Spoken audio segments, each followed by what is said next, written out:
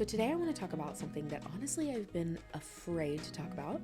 I haven't had enough confidence to talk about it, but now that we've been working on our confidence and we are in our confidence era, I think I'm ready to chat a bit more about it.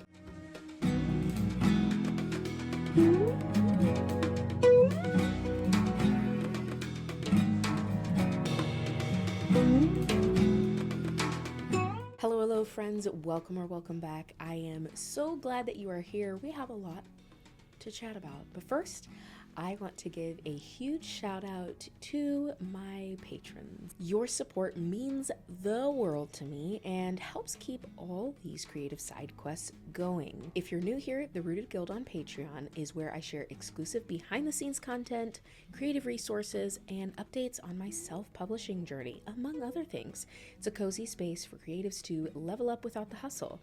If that sounds like your kind of adventure, then definitely check out the link below to join the guild. Let me give you a little backstory. So 4 years ago, I discovered the term multi-passionate creative. And while the term itself is new, the concept, this kind of person, is not a new person in history. It's not like this is something that's brand new discovered, right? We had Renaissance people. We had Jack, Jill of all trades, polymath, people who do a lot of things. They don't niche down. They kind of have their hand in a lot of different projects at the same time. A multi-passionate creative is just somebody who pursues multiple creative passions or projects at the same time in seasons or in cycles throughout their life. This person is often marked by unconventional work history, maybe separate groups of friends that don't really seem like they would ever overlap, but somehow they do. This person also really struggles, like I said, to niche down, to pick one thing, to only focus on one thing. This is going to be your person that has 15,000 projects going at one time, aka me. If you take a look around, it's pretty easy to see that I'm a multi-passionate creative. When I discovered this, I cannot communicate to you how freeing it was to know that I wasn't crazy.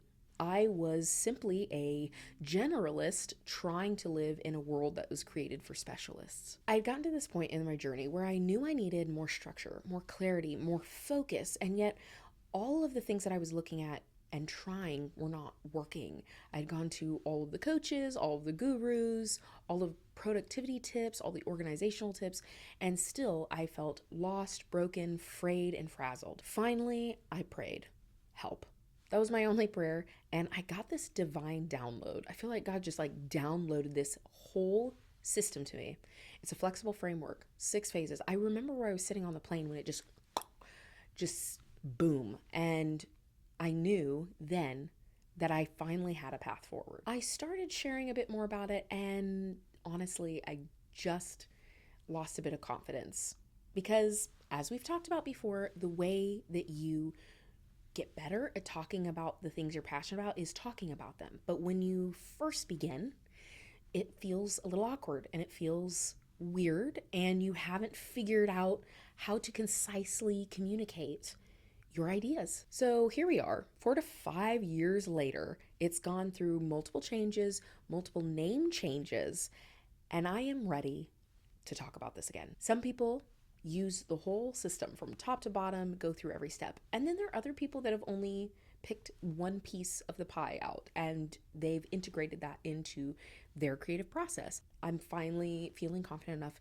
to tell more people about it. And so now that I have this wonderful YouTube channel, I'm going to tell you about it as well. We are in Q4. We are in the final countdown of 2024 if you're watching this at the same time. Don't worry. If you're not watching this at this exact time, it's still applicable. But we are in the final stretch of 2024, and I personally like to end the year gently.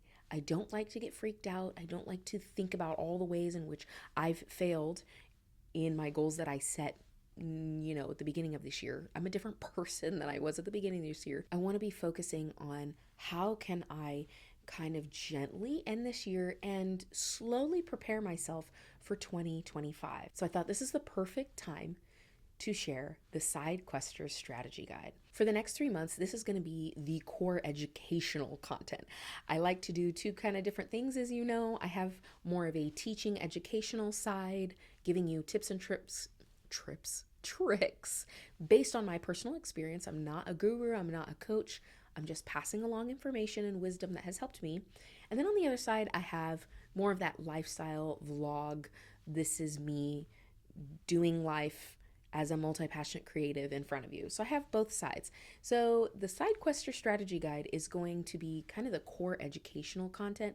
And obviously there are going to be some things that kind of spill over into the lifestyle side of things. But I'm really excited to share this with you. So without further ado, let's go ahead and dive in. So as I said, the Sidequester strategy guide is a 6-phase flexible framework that is meant to help creatives manage their ideas instead of being overwhelmed by them. Here's the deal. If you're a creative and you're here, most likely you do not have an idea generation problem. You've got plenty of ideas. You have an idea management problem. I go into further detail on this idea of idea management in this video here, so you can click on that. But the Sidequester strategy guide is all about idea management. It's built on that foundation of how do I manage all of these amazing ideas, because your ideas matter. How do I actually take all of these ideas and I move them from thought into action? How do I actually do the things that I want to do? In my self-discovery phase of recognizing that I was a multi-passionate creative, one of the things I recognized was traditional time management and organizational tools didn't work for me. And part of the reason for that is because traditional time management and organizational tools are created by already organized people for already organized people. The way it's structured, the way it's set up is very linear. It's very boom, boom, boom, very task oriented. So when you're a creative, and especially if you're a creative like me, those particular structures, they don't work. A lot of times I am motivated by the idea. I am idea oriented, not task oriented. Now there are tasks that I have to do in order to complete my ideas, absolutely. However, I struggle if it's about simply knocking off tasks. Whereas if it's moving an idea forward, I'm much more motivated by that idea. So how about you? Does that sound familiar? Let me give you an example that might call you out, and that's okay. How many notebooks that are half finished do you have? How many notebooks do you have that you filled out 1 or 2 pages? How many schedules, calendars, planners have you bought with the best of intentions and filled out maybe the first portion and never finished it? How many of those do you have that you don't use? I am culprit number 1. I am not here to judge. Even though I still use this system, I still enjoy buying those because they're fun, and sometimes there are elements in there that are helpful. I have probably 3 or 4 right now. I know I'm going to get bored. I know I'm going to eventually stop using them. So for the most part, I try not to use them that often, but every once in a while, I like to indulge. If that is you, then this system might be for you as well. I'm going to run you really quick around the wheel of the 6 phases. We're not going to dive deep into these because I am going to do a deep dive of each phase as we progress through the rest of the year. This is just supposed to be an overview to see if, hey, maybe this is for me. Or maybe as I'm walking through each of the 6 phases, you say, I don't want that one, but I will watch that phase because that phase would be really, really helpful for me. This is just an overview. Before we begin, one more caveat. This whole framework is meant to be retrofitted to your life, to what works for you. Everybody is different. Everybody has different capacities, abilities, mental fortitude. Everybody is different. And so this is not a one size fits all. This is not a formula. It is a framework. It is not a quick fix, overnight sensation, viral, fill in the blank. This is a long-term rhythm and strategy you can integrate into your life. You can take what you need and leave the rest. I am not a coach. I am not a guru. I am not in mental health care in any way, shape, or form. This is simply sharing my personal journey, what has worked for me, and what has seemed to work for other people as well. All right, I think I've given us enough caveats. I think I've set this up enough. So let's go ahead and dive in. As always, I have drawn some inspiration from my favorite video game, Skyrim, and the whole concept of crafting. When you are roaming through Skyrim, you can pick up raw materials that you can later use to craft various items. All sorts of items, tinctures, healing potions, weapons, house, clothes, armor, you name it, you can craft it. And so much of our life as creatives is a lot like that, is kind of gathering these raw ideas and bringing them through this process to hopefully alchemize them from something raw, material thoughts into something that's kind of a manifestation of that in the real world, a physical, oh, I can see I had this idea and now it exists here.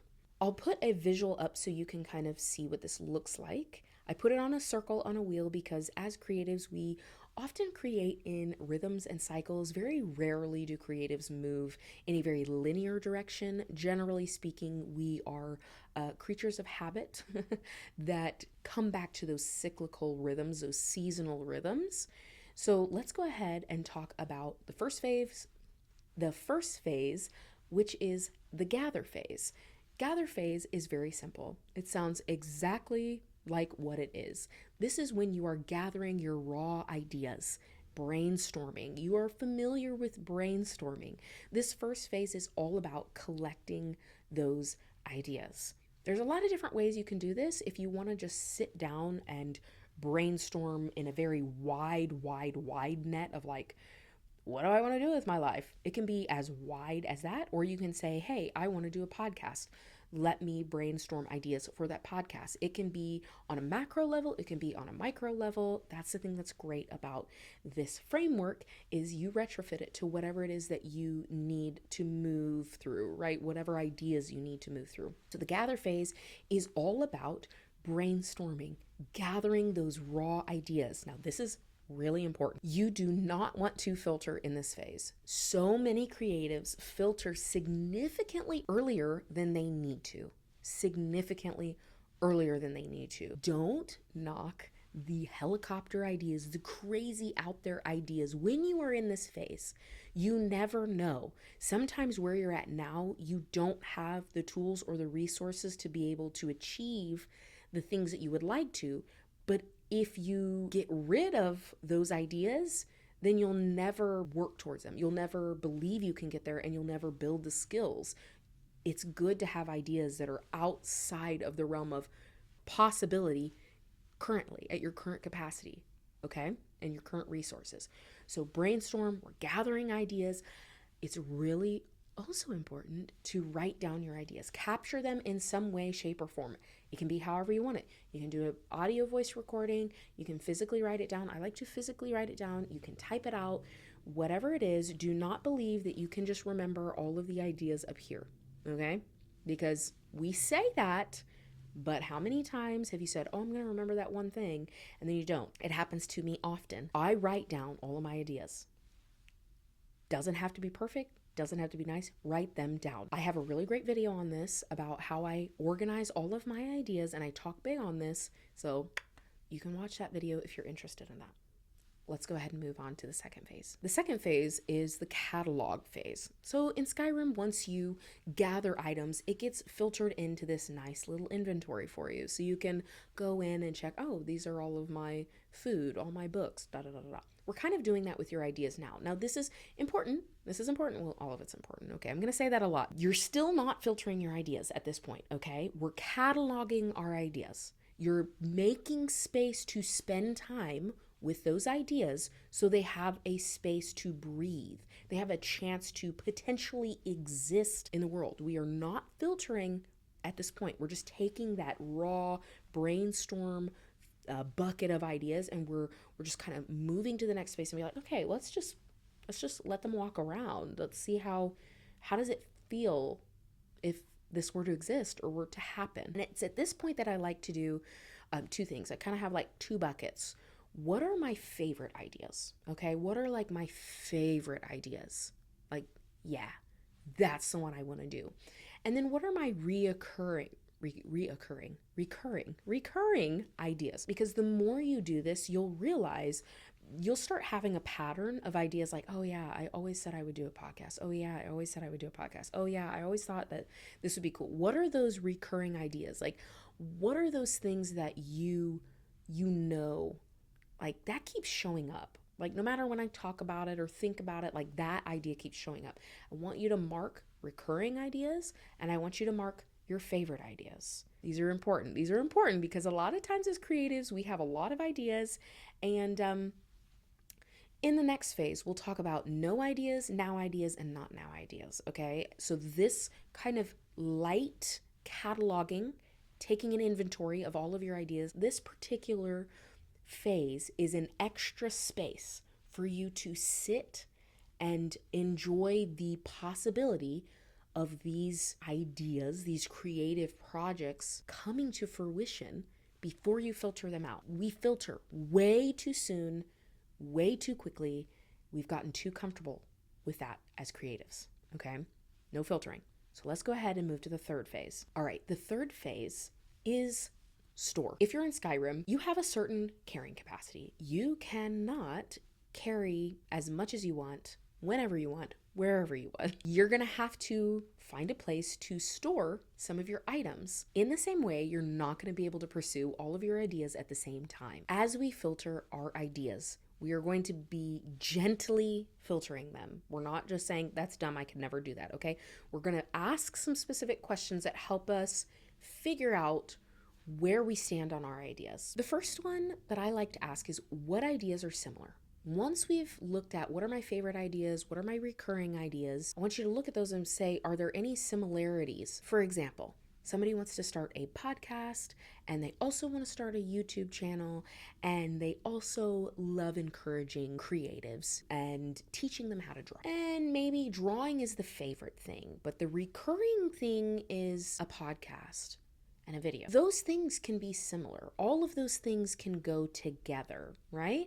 Where are some ideas that are similar? Where is that idea synchronicity where things cross over and can work in tandem? A lot of times as creatives, we think, I've got like 10 ideas. I don't know how I'm going to do all of these. And it's like, okay, well, 5 of those ideas actually kind of flow into each other, which is how I created my content strategy, right? I want to do long form content. So I write a blog, or try to. That becomes the script for my YouTube, which also becomes the script for my podcast, which also filters down into all of the content for my social media posts. So it looks like I'm doing 10 different things, and on some level I am. However, the content is primarily the same, just filtering out differently. So we need to start thinking that way when we're in this store phase. Some of the other ways that we can filter out some of these ideas are, can I delegate this?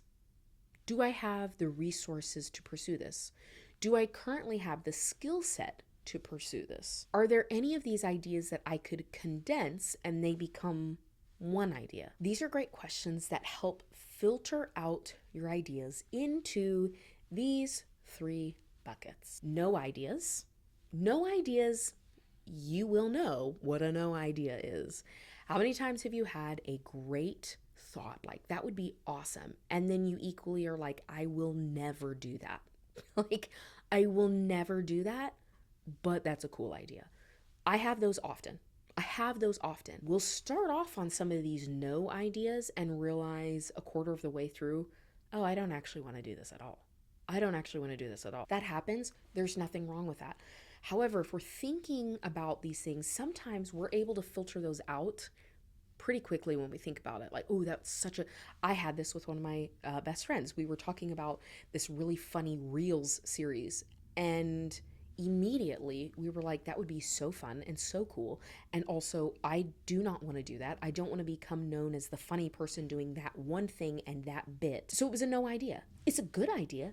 Maybe it's not for me. Maybe it's for somebody else. But it's not for me. What are your no ideas? What are your not now ideas? Now, the questions I just gave you, right? Some of those questions I said to filter out. If those are a no, right? If you say, I don't have the skills to be able to do this right now, I can't delegate this right now, I don't really feel like I can condense this idea, and I don't really feel like I have the capacity to pursue those ideas. Not now ideas does not mean not ever. Not now doesn't mean no. So there are no ideas, very clearly like, these are cool, but I'm never going to do it. And I don't really want to do it. I just think it's a cool idea. And then you have not now ideas. It's like, I want to do this. I can't really pursue this right now. That's a not now idea. Everything that's left over after you kind of bring your bucket of brainstorm raw ideas through this filtering process, that's when you're going to end with your now ideas. And just because it's a now idea doesn't mean that you have to pursue it. It just means it has the potential to be pursued. But your now ideas, that's what you're going to take into the next phase. The next phase is called the prep phase. And this is something that often creatives skip. And this is because we get so excited, right? Maybe we get through the brainstorming, which is easy for us, right? That's the easiest portion, like all of these ideas, yay. And then maybe we sit and we catalog, and that's still fun, right? That's still fun. We're thinking, we're like having visions of what the future will be. And then we kind of moved into the store phase and we realized, okay, realistically speaking, like this is what I can do. And generally speaking, myself included, I often want to jump in right away. I want to jump in right away because I'm excited, I'm ready to go. More often than not, I have found if I just take a little bit longer to sit with that idea and to prep, this is the prep phase, give myself and set myself up to win further down the road. I've been very thankful to past Kayla for all the times she has paused to prep. Future Kayla is very, very thankful for past Kayla. Take enough time, whether it's a short period of time or a longer period of time, to run through this phase so that you can prepare future self for longevity. Okay? We want to help down the road. Here's the way I like to do it. I take my ideas, my now ideas from the previous phase, and I bring them over. Let's just bring one over for now, okay? But just know that as a creative, yes, one idea might encapsulate 3 or 4 ideas that are all kind of synchronized, okay? So I'm going to bring that now idea over. I'll just say we're going to bring over one, and I'm going to start thinking about what is my starting vision? Like where do I want to start, realistically speaking? Where do I want to start? How do I want to begin this project? And then I want you to think about, where do you want your ending vision? Like if you had a vision of like, oh, where do I want to be in a year, 2 years, 2 weeks, however long, I want you to get an ending vision. That is going to give you an idea of, okay, I need to break this down into smaller bite-sized pieces. Here on YouTube, I would like to get to the point where I am monetized. That is my ending vision right now. Now that will change once I hit that. Once I hit that goal, then I will have a different ending vision. But for now, my ending vision is I would like to be monetized and I want to have fun along the way. My beginning vision was a lot about, I just want to get more comfortable being on camera. So it doesn't need to be perfect, but I just need to kind of start. So I didn't really have really intense goals on either side, but I knew I just need to get on camera to begin with. Like I just need to start. And my ending vision is I would like to get to the place where I am monetized. I know the numbers that I need for that. And so now I can kind of work backwards and see, okay, what are the steps that I'm going to need to do to get there? Some of the really great questions to ask yourself while you're in this kind of prepping phase. We're not coming up with a plan or a strategy yet. We're just kind of prepping ourselves for, okay, how is this going to work? Realistically speaking, I want you to ask yourself, what ideas precede other ideas? I really wanted to, as the temptation is, to go and buy a really fancy camera. But 1, I don't have the money for that. And 2, I need to practice being good on camera in the first place. If I'm bad on camera, and if I can't clearly communicate what I want to communicate, which I'm still working on, I'm still not the best at it, but I'm still practicing. There's no point in going to step 10 and setting up a super intense studio when I have At that time, I had like 11 subscribers. It's like, nope. What idea precedes getting a fancy studio set up? Turning on the camera and practicing. Okay? So you got to start thinking about that as well. Like, what ideas are preceding others? If you're drawing, if you want to do a drawing challenge, right? I want to be able, because I'm talking about myself, okay? I'm talking about myself. I want to draw amazing anime characters. So I'm going to start drawing, I'm going to buy all these books, I'm going to buy all of these fancy, equipment or not equipment, pencils, paper. Cool. You need to learn how to draw basic anatomy. You need to know proportions. You need to know line work. So being here doesn't start here. Your idea proceeds with, you need to learn how to just sketch and get comfortable with, it's going to look ugly for a little bit. Okay, so what ideas precede other ideas? Keep that in mind. And also, what ideas are the highest priority? That's really, really important. Now, if you're trying to make money, I understand that sometimes you got to go with what the audience wants. 100% understand that. And there is benefit to that. There is benefit to creating based on what your audience wants. On the other hand, as an artist, often we try to please first everybody else except for ourselves. We have to love the creative process first. We are our first audience members, so we have to be happy with what we create. So I want you to think about what ideas are your highest priority, because you don't want to create this whole thing and then hate your life. That's why I've taken my time here on YouTube. I would like to be monetized. I also don't want to hate my life. I want this to be fun and enjoyable. I will go slower than everybody else, and that's okay. That is okay, because I want to do it my way.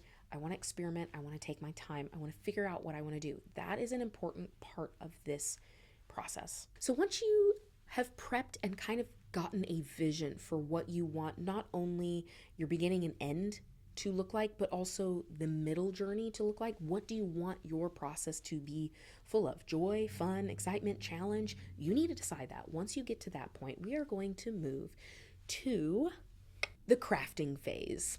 This is the fun phase. This is the just do it phase. This is the I am actually doing the thing phase. There is a little bit more prep that goes into this phase, and you can feel free to kind of push this back into the prep phase should you want to. I separated them personally because the prep phase feels a little more dreamy. I'm envisioning, I'm just thinking about what it would be like and how fun and what I want to feel like and see and enjoy along the way.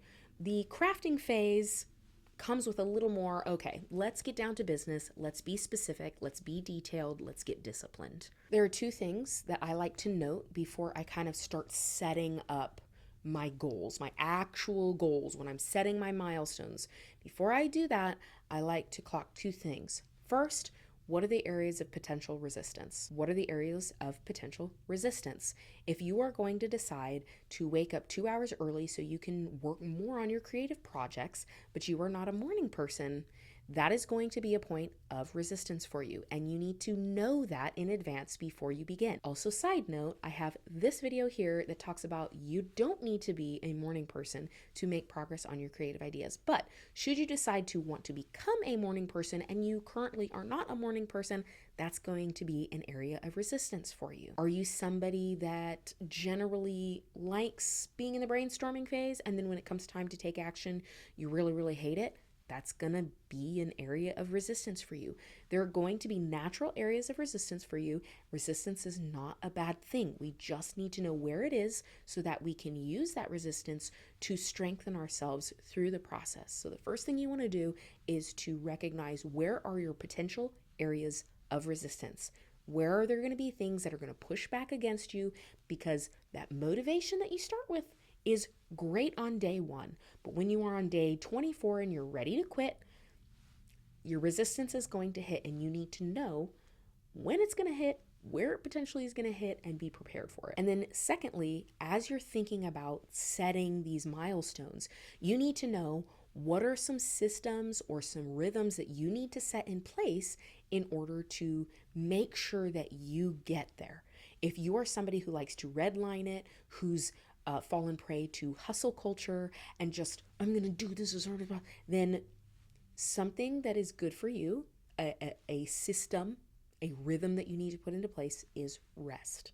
Okay? And on the flip side, for myself, I'm generally somebody that will find an excuse to rest and take a break for literally anything. I answered one email, I'm done for the day. Oh my gosh, it's overwhelming. So for me, I need to set some systems in place that look a little bit like rewards. I hit this goal, so I'm going to get a little bit of a reward. What are the systems? What are the habits? What are the rhythms that you need to have in place to ensure that you are going to do the thing that you say that you are going to do? So once you've kind of clocked those two things, we are going to do the thing.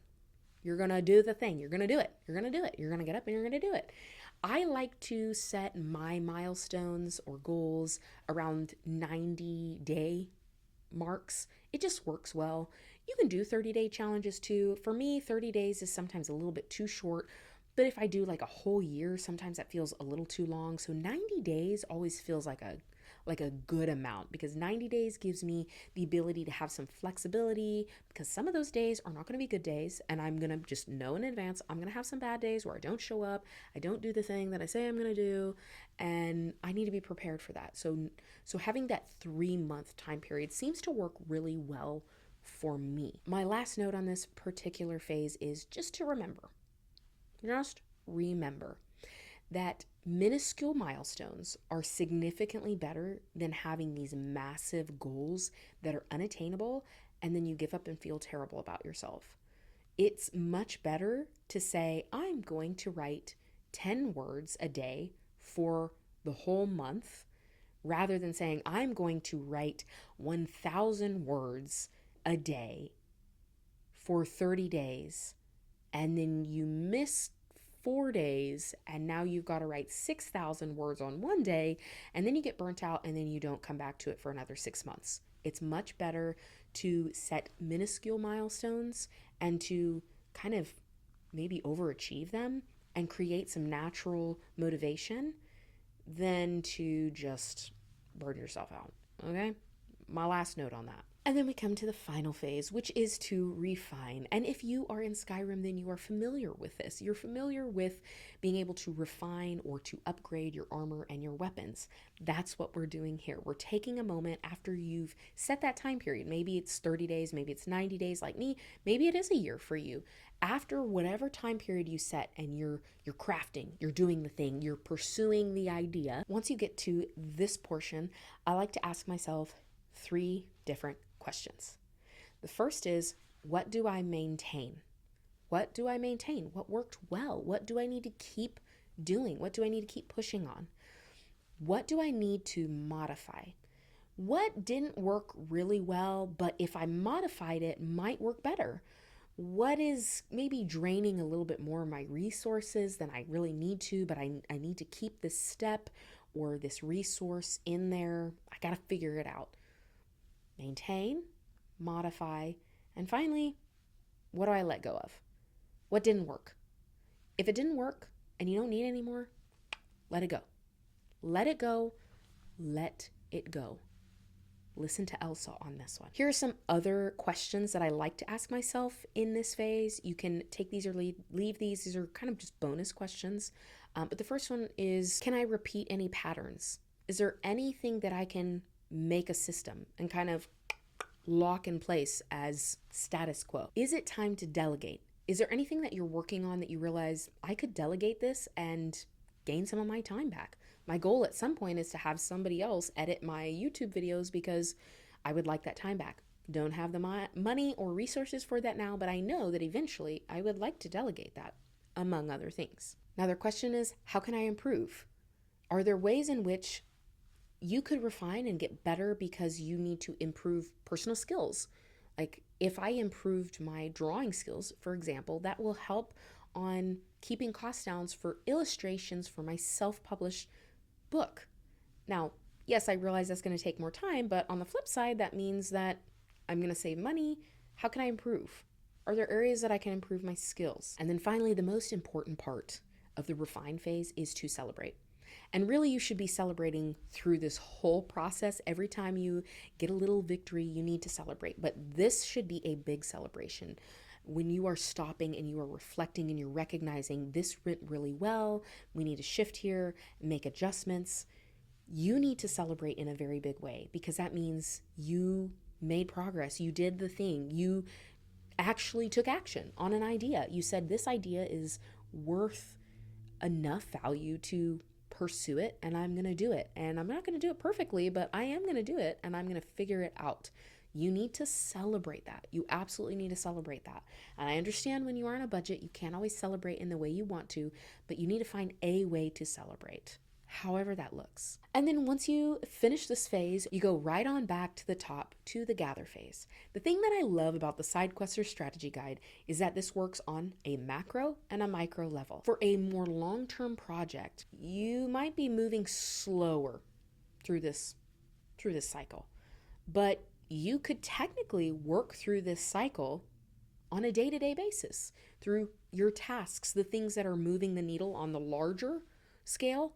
You could move through this on a smaller, okay, so I need to clean the kitchen. Yep, I got to do that, blah, blah, blah. Move it through, work it through, and then celebrate at the end, obviously, because cleaning the kitchen is the worst. This works on a macro, a micro level. It works for big ideas, small ideas. Once you make it to the end of refine and it's time to move back into gather, you're going to take the answers to your questions in refine, right? What didn't work? How can I improve? What ways do I need to change? Can I delegate that? All of those different things, you're going to move back into a brainstorming phase, and you're going to start thinking about, okay, how can I, what are all the ways in which I can improve and do this, and brainstorm. And then you take those ideas and run them through again. You get this rhythmic type of process, which is the creative process. Yay! Surprise, surprise. That's the whole goal, is for you to fall in love with this process. And I think sometimes we talk about the creative process and we don't think about it on the smaller scale. It's just this ethereal thing that, like, it's the creative process, This Sidequester strategy guide, this 6-phase flexible framework, say that 10 times fast, is meant to help you visualize your creative process, to help you see how you actually take an idea and you take them from here and you move it to here. Like, oh, that's cool. That's living in the ether. And then all of a sudden you pluck it out, you work on it, and boom, you have a book. Boom, you have a piece of art. So like I said, the rest of Q4 in 2024, ooh, that rhymed, is going to be all about this. I'm going to be diving deeper into this because I need to practice talking about it. I'll be honest. I need to practice talking about it. Also, I know that it's going to be helpful for some people, and I just want to throw out some more resources that could potentially work for people who think like me. Multi-passionate creatives, hobbyists, cozy creatives, sidequesters, people who just want to move the needle on their creative projects but feel completely crushed and overwhelmed by your ideas. I believe that this can help you. And like I said, you can use part of it, you can use all of it, you can use just one question. However you want to use this, you can. And none of this is new, okay? None of this is new. If you notice, as I moved around, a lot of the stuff that I was talking about has been around forever.